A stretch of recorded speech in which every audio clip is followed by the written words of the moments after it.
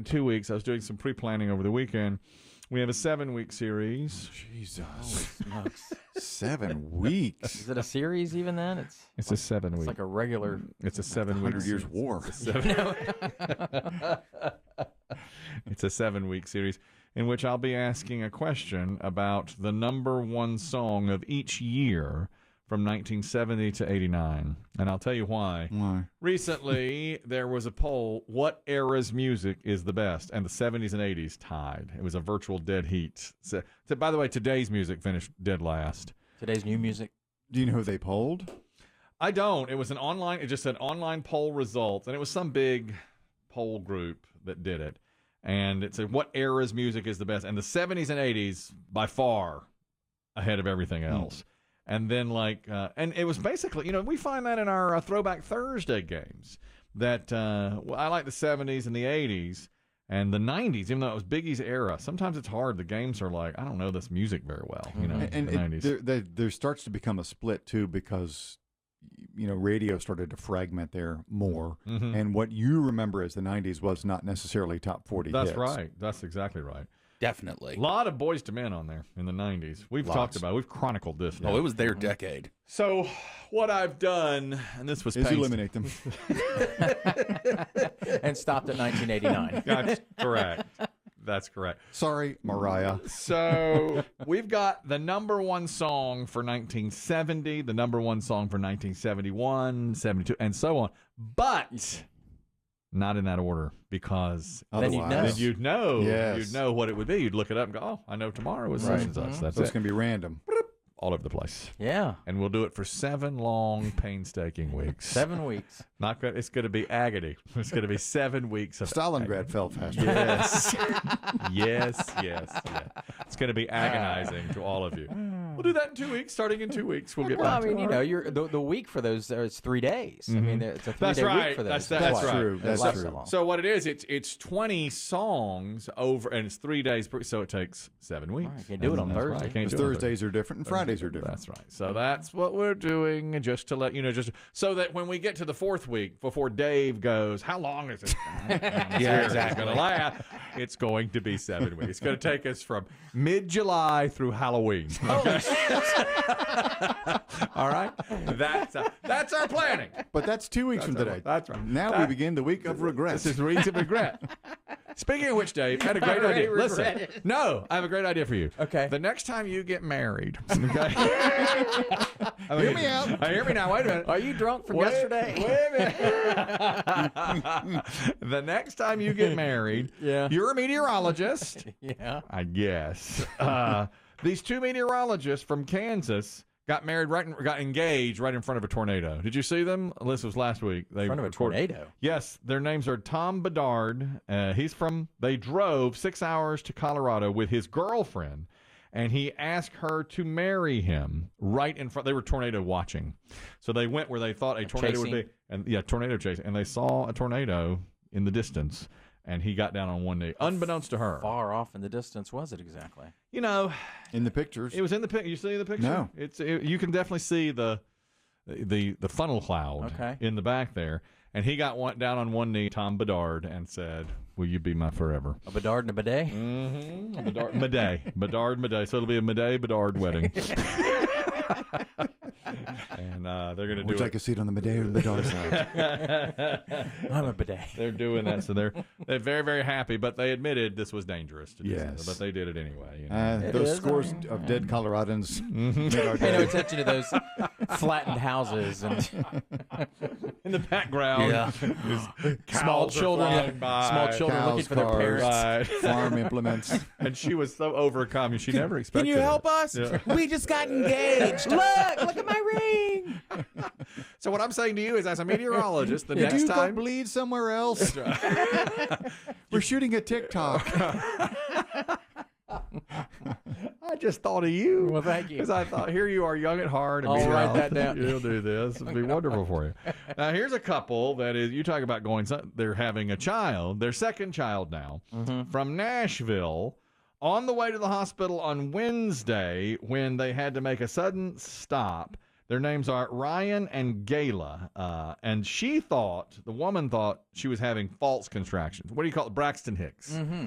And she'd had them all day the day before. And finally she said, oh, no, I think this is the real thing. But by the time they got in the car, they had to drop off their 5-year-old son at daycare. Ooh. Took him further from the hospital, and then they were on I-440 outside of Nashville. And she said, I'm having this baby. So he pulled off the side of the road. We have the full 911 call. 440's the loop. You know the loop. Got to. Yes. So he's off the side of the road, off 440, Mm-hmm. and he's dialing 911. We have the entire call. I had Biggie cut it down. And it's basically what you'll hear here is the woman on the other end sort of walk him through it, and the baby wasn't breathing. So the dad, he had to, really do some work here when all was said and done. Your emergency. Well, I'm actually not on an address. I'm actually on 440. I'm on the phone, honey. My wife is having a baby. Yeah. Okay, did you hear that? She's like, call 911. Honey, I'm on ahead of you. the phone. Who do you think this is? What do you think I'm doing? Ordering pizza. Yeah. Obviously, I'm Yeah. calling. Am I the 10th caller?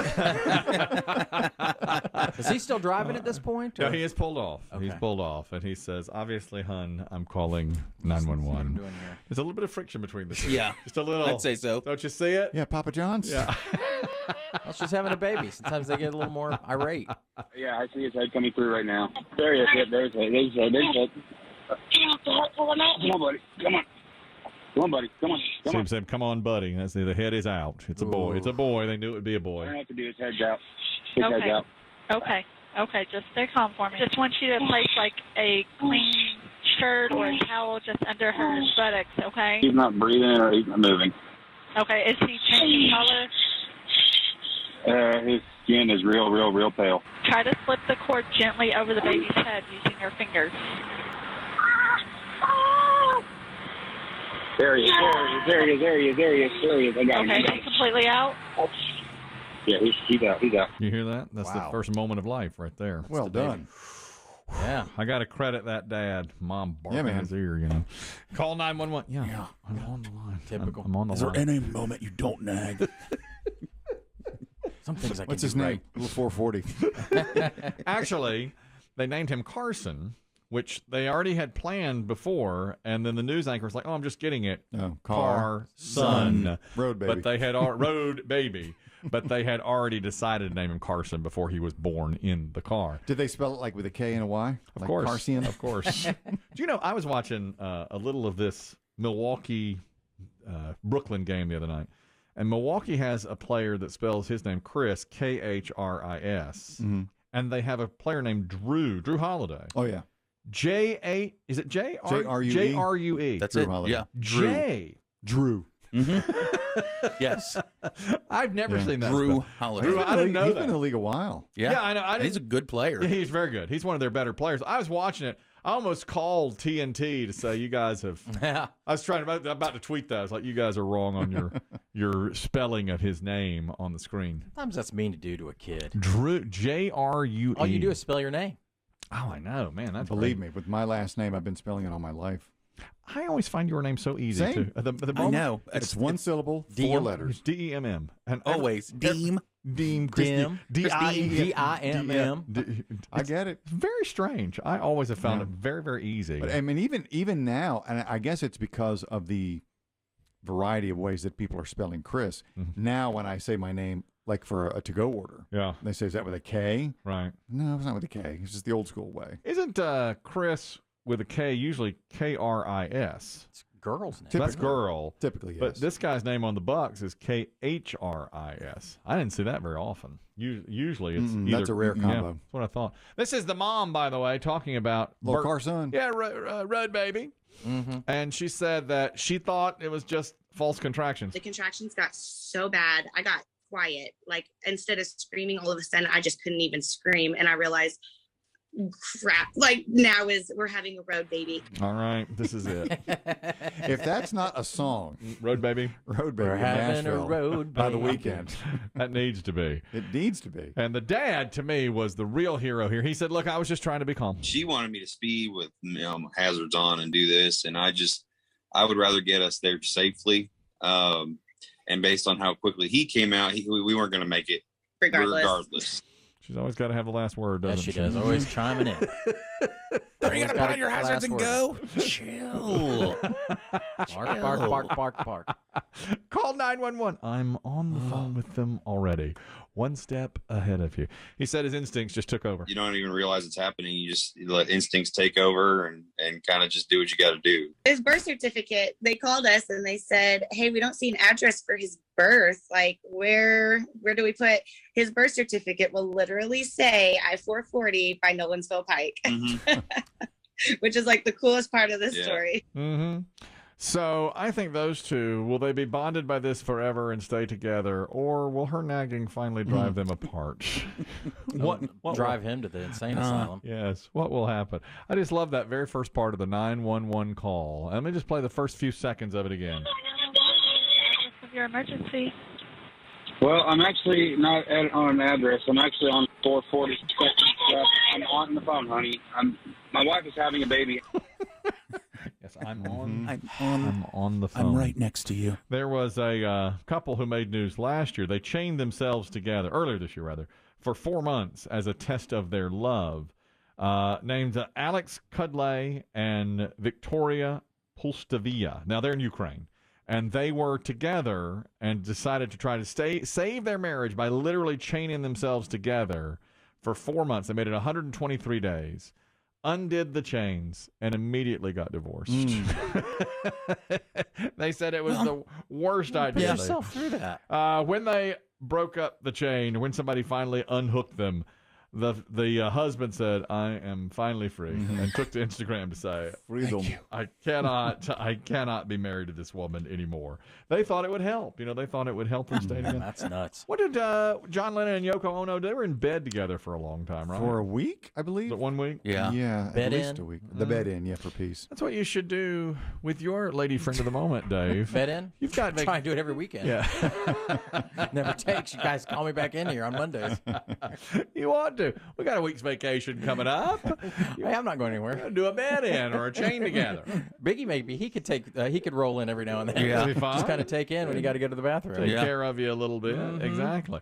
This is planes, trains, and automobiles now. 2 people have crashed a plane while going on a taco run. This is one of those small engine planes.